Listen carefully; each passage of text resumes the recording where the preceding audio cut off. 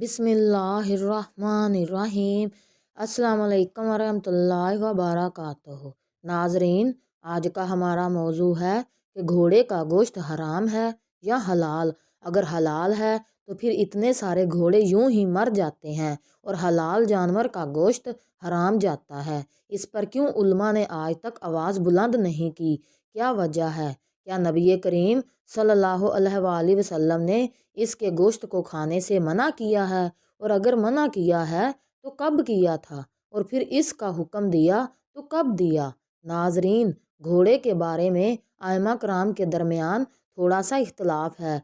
घोड़े का गोश्त इमाम मालिक, इमाम अहमद, इमाम मोहम्मद हनफी, इमाम यूसुफ और इमाम शाफी के नज़दीक हलाल है, जबकि इमाम जाफ़र सादिक और इमाम अबू हनीफ़ा के नज़दीक मकरूह तहरीमी है। नाजरीन, आइए पहले बात करते हैं कि घोड़ा हलाल क्यों है। हज़रत इस्मा बिनते अबी बकर रज़ी अल्लाह ताला अन्हा बयान करती हैं कि हमने रसूलुल्लाह सल्लल्लाहु अलैहि वसल्लम के ज़माने में एक घोड़ा नहर किया और इसे खाया। जाबर बिन अब्दुल्ला रज़ी अल्लाह ताला अन्हो बयान करते हैं कि रसूलुल्लाह सल्लल्लाहु अलैहि वसल्लम ने ग़ज़वा खैबर के मौके पर गधे का गोश्त खाने की मुमानत की थी और घोड़ों के गोश्त खाने की इजाज़त दी थी। इन्हीं अहादीस की बिना पर घोड़े का गोश्त इमाम मालिक, इमाम अहमद, इमाम मोहम्मद हनफी, इमाम यूसुफ और इमाम शाफी के नज़दीक हलाल है। नाजरीन, आइए आपको बताते हैं कि हज़रत इमाम जाफ़र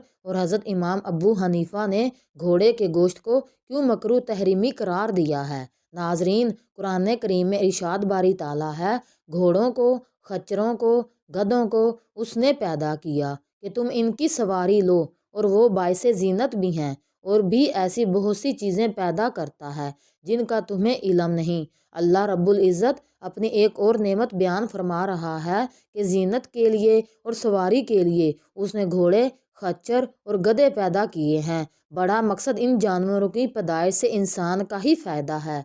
उन्हें और चौपायों पर फजीलत दी और अलहदा ज़िक्र किया। इस वजह से बाज़ उलमा ने घोड़े के गोश्त की हुर्मत की दलील इस आयत से ली है। हज़रत इब्ने अब्बास रज़ी अल्लाह ताला अन्हो से इन तीनों की हुर्मत आई है। वो फरमाते हैं कि इस आयत से पहले की आयत में चौपायों का जिक्र करके अल्लाह रब्बुल इज़्ज़त ने फरमाया है कि इन्हें तो खाते हो, बस ये तो हुए खाने के जानवर, और इन तीनों का बयान करके फरमाया कि इन पर तुम सवारी करते हो, बस ये हुए सवारी के जानवर।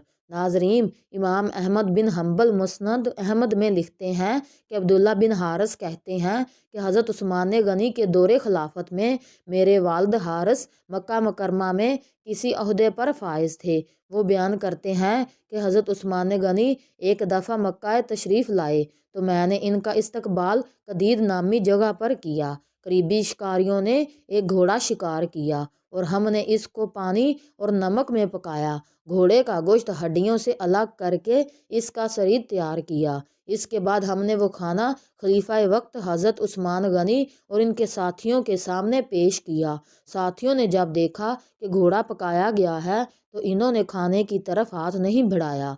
हज़रत उस्मान गनी फरमाने लगे कि ना तो मैंने इसको शिकार करने का हुक्म दिया और ना ही पकाने का हुक्म दिया था कि गैर महरम जमात ने इसे शिकार किया और पकाकर हमारे सामने गोश्त पेश किया है, तो अब इसको खाने में क्या हर्ज है? कौन इसको नाजायज़ कहता है? वहाँ मौजूद लोगों ने हज़रत अली रज़ी अल्लाह ताला अन्हो का नाम ले दिया। हज़रत उस्मान ने फ़ौरन एक कासिद भेजकर उन्हें बुला भेजा। हज़रत अब्दुल्ला बिन हारिस कहते हैं कि जब हज़रत अली रज़ी अल्लाह ताला अन्हो आए तो हज़रत उस्मान कहने लगे, ए अली, ना तो मैंने इस घोड़े को शिकार करने का हुक्म दिया और ना ही इसका गोश्त पकाने का, ये सब एक गैर महरम जमात ने किया है, तो अब हमारे खाने में क्या मसला है? हज़रत अली रज़ी अल्लाह ताला फ़ौरन कहने लगे कि मैं हर उस शख्स को खड़े होने का हुक्म देता हूँ जो नबी करीम सल्लल्लाहु अलैहि वसल्लम के पास मौजूद था कि जब नबी पाक सल्लल्लाहु अलैहि वसल्लम की बारगाह में एक जंगली गधे के पाए पकाकर लाए गए तो नबी पाक ने फरमाया कि हम महरम हैं, इसे गैर महरम को खिला दो। इस पर 12 सहाबा कराम खड़े हो गए जिन्होंने हज़रत अली की तस्दीक की। यही बात फिर हज़रत अली ने शतरमुर्ग के अंडों के बारे में भी कही। ناظرین، گھوڑا فی نفسہ حلال ہے کہ نبی پاک صلی اللہ علیہ وسلم نے اس کو حرام قرار نہیں دیا۔ اسی وجہ سے ترکی میں گھوڑوں کا گوشت عام ہوٹلوں میں ملتا ہے، لیکن امام ابو حنیفہ اور حضرت امام جعفر کے نزدیک گھوڑے کے اعلیٰ جہاد ہونے کی وجہ سے گھوڑے کا گوشت کھانا مکروہ تحریمی ہے۔ آج کے دور میں بھی جنگ کے دوران اور سرحدات کی حفاظت کے لیے دشوار گزار راستوں سے ہوتے ہوئے مختلف اہم پوسٹوں تک پہنچنے میں گھوڑوں کا استعمال کیا جاتا ہے۔ اسی وجہ سے ہر ملک کی قومی پریڈ میں فوج، پولیس کے گھڑ سوار دستے بھی پیش ہوتے ہیں، اور حدیث پاک میں ہے کہ گھوڑوں کی پیشانی میں قیامت تک کے لیے خیر لکھ دی گئی ہے۔ اس لیے یہ اشکال بھی لازم نہیں آتا کہ گھوڑے اب اعلیٰ جہاد نہیں رہے، لہٰذا گھوڑے کے گوشت کا حکم موجودہ زمانے میں بھی یہی ہے کہ گھوڑے کا گوشت حلال ہونے کے باوجود کھانا مکروہ تحریمی ہے۔ ناظرین، ہمارا یہ پیغام آپ کو اچھا لگا ہو تو ہمارے چینل کو سبسکرائب کریں اور لائک کریں۔ جزاک اللہ۔